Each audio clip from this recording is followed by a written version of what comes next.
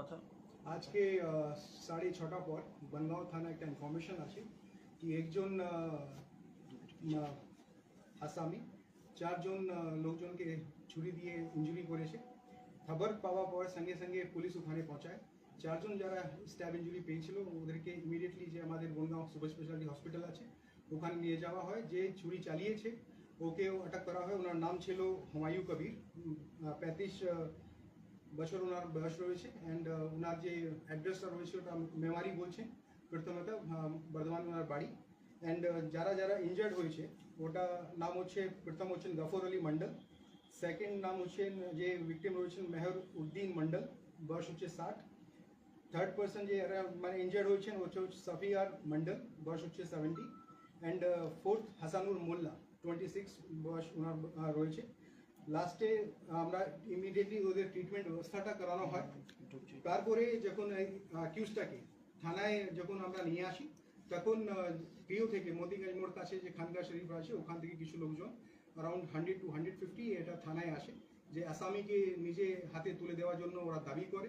Immediately পুলিশকে বাধ্য হয় ওদেরকে এখান থেকে আমাদেরকে একটু ফোর্স ইউজ করে ওদেরকে এখান থেকে ডিস্টার্ব করা হয়। অন দ্য স্পট আমরা 10 জনকে ধরেছি অ্যান্ড ওরাও আমাদের কাস্টাডিতে রয়েছে।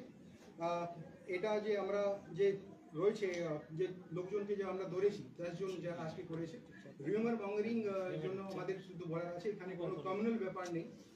যারা যে কমিউনাল একটা যে রোটানোর চেষ্টা করছে এটা আমি সবাইকে আপনাদের মাধ্যমে জানাতে চাইবো দ্যাট কোনো যেন রিউমার মঙ্গারিং কান দেবেন না। পুলিশ স্ট্রিক্ট অ্যাকশনটা নিয়েছে অ্যান্ড যদি কেউ যদি লকে নিজে হাতে নেয় একদম স্ট্রিক্টলি পুলিশ ডিল করবে।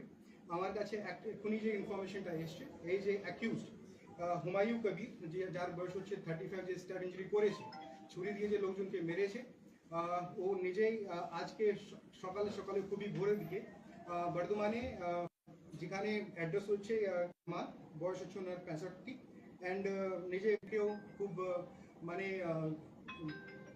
মার্ডার করে ওখান থেকে পালিয়ে এসে সকালে সকালে বিভৎসভাবে ও মার্ডার করেছে। আমরা কনসার্ন যে পুলিশ স্টেশন আছে, কনসার্ন যে ডিস্ট্রিক্ট আছে ওনাকেও জানিয়েছি। কালকে এটা আসামিকে কাস্টাডি নেওয়ার পরে আমরা কালকে কোর্টে ফরওয়ার্ড করব। আর যারা যারা যে আজকে থানায় এসে যে রিসেপশন ডেস্কটাকে ভাঙচুর করেছে ওনাকে কালকে ফরওয়ার্ড করা হবে। আপনার মাধ্যমে আবার আমি বলতে চাই এখানে কমিউনাল অ্যাঙ্গেল কিছু নেই, এটা রিউমার মঙ্গারিং কেউ করতে যাবেন না। যদি কারো কোনো কিছু যদি কমপ্লেন থাকে we are committed to take we are resting, আমরা খুবই স্ট্রিক্টলি অ্যাকশনটা নেব। পুলিশ কি কোনো আহত আছে? কোনো পুলিশ আহত? আমাদের একজন কনস্টেবল আর একজন এএসআই কে আমরা ট্রিটমেন্ট জন্য থানায় হসপিটাল আমরা পাঠিয়েছি। থানা ভাঙচুর সময় তখন আহত